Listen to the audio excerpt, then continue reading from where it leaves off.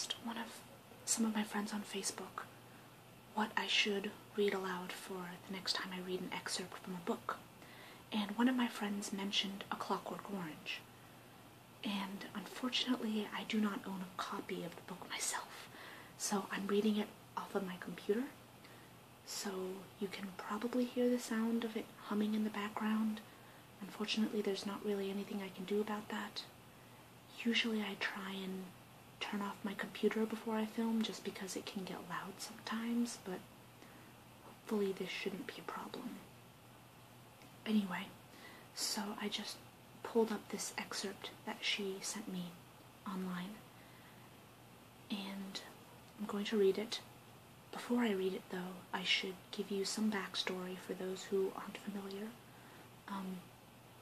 Clockwork Orange was written in the 60s by Anthony Burgess, I believe is how you pronounce his last name.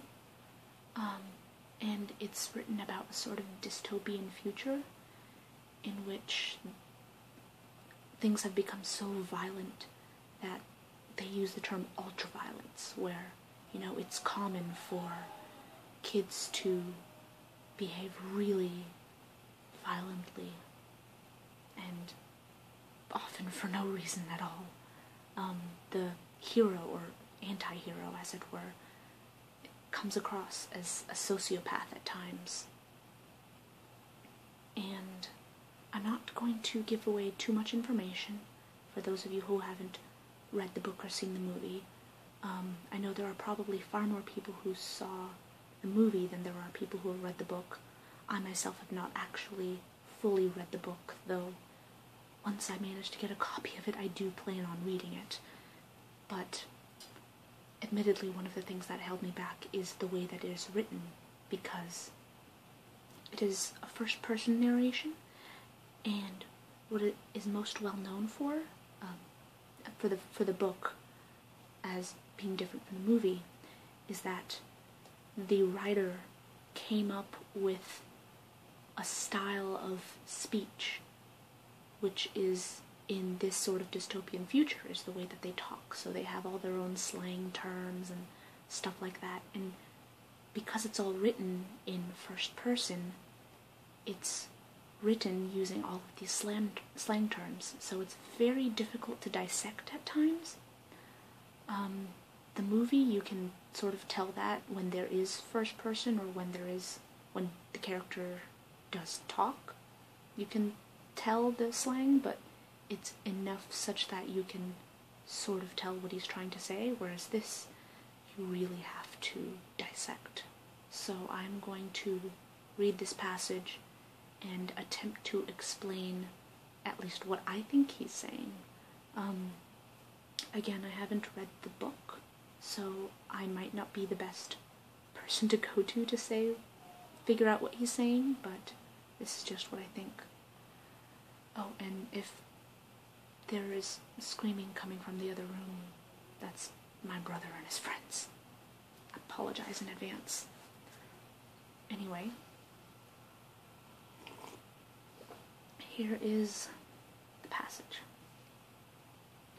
But, brothers, this biting of their toenails over what is the cause of badness is what turns me into a fine laughing malchick. They don't go into the cause of goodness, so why the other shop? If lewdies are good, that's because they like it, and I wouldn't ever interfere with their pleasures, and so of the other shop. And I was patronizing the other shop.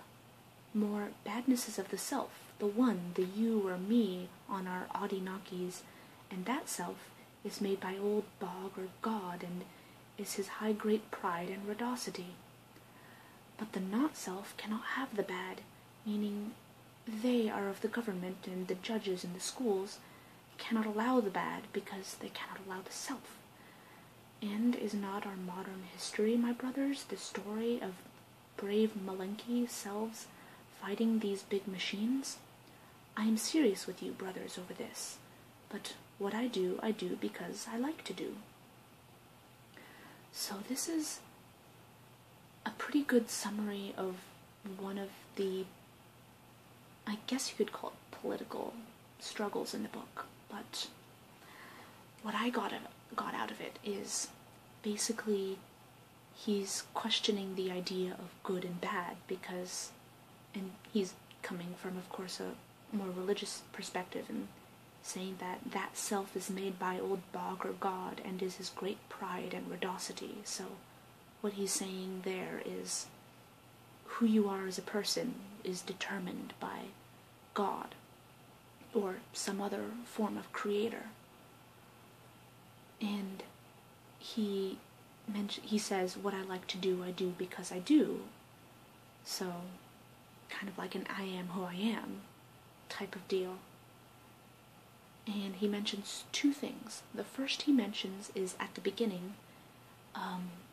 He says that the biting of their toenails over what is the cause of badness. So the idea that, and this stands true to today, when something bad happens, when someone does something considered to be bad, it's questioned, why do people do bad things? But nobody questions why people do good, selfless things, which I can sort of understand. And there's a sort of obsession with bad things that happen. It can often cause people to become anxious or depressed because there are so many bad things that happen in the world, and bad things get a lot of coverage, especially on things like the news, You're more likely to hear about, say, a hurricane, and then once, there are so many people going to help out the victims, you don't hear as much about that. They just move on to the next disaster. Then he says, if lewdies are good, that's because they like it, and I wouldn't ever interfere with their pleasures, and so of the other shop. So again, there's the whole, people do what they do because that's what they want to do, and you should kind of let them do that. And that becomes a big problem in the book. I'm just assuming that the book is like the movie for this case, because like I mentioned, I haven't read it, but at least in the movie version, this sort of problem of people kind of having their, I guess, psychology altered, having their personality altered. I don't want to give too much away again, but the idea of trying to change a person because who they are doesn't fit in with what you consider ideal to your society. And the second bit is, he says the not self, and then the example he brings up is the government and the judges and the schools, so in this case he means society, cannot allow the bad because they cannot allow the self, which is a very, very interesting way of putting it. I haven't really considered that much, but basically the idea is society, it's not that they don't want you to be bad because they want you to be good, but they want you to be a very specific type of person. So, like oftentimes, I guess it goes off the idea of like the system. So this system kind of molds you into become this sort of robotic person who will, do certain things, who will get a 9-to-5 job and get married and have 2.5 kids and a white picket fence, We're sort of built and told all our lives that this is sort of what the ideal is, and given that this was written in the 60s, it's definitely much truer about that time period than it might be now. Nowadays, we're sort of breaking out of that a bit, the idea of someone not getting married and traveling is a lot more accepted now than it would have been then. But what he's saying is, despite all that, the stories in history, so stories that we've been told, are all of people who have decided to go against the mold.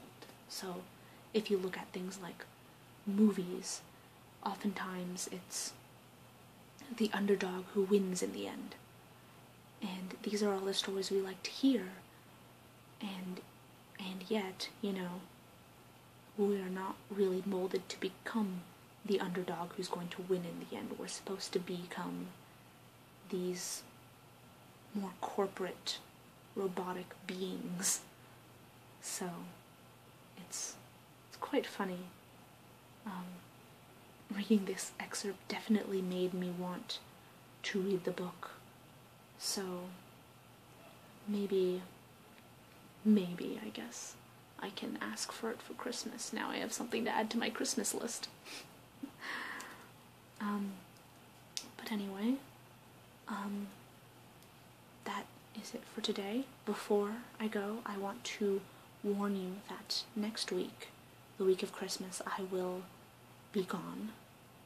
So I'm going to try to give you an extra video before I leave this week, and maybe an extra video next week to kind of make up for it. They might be short videos just because longer videos take longer to upload and my internet isn't that good.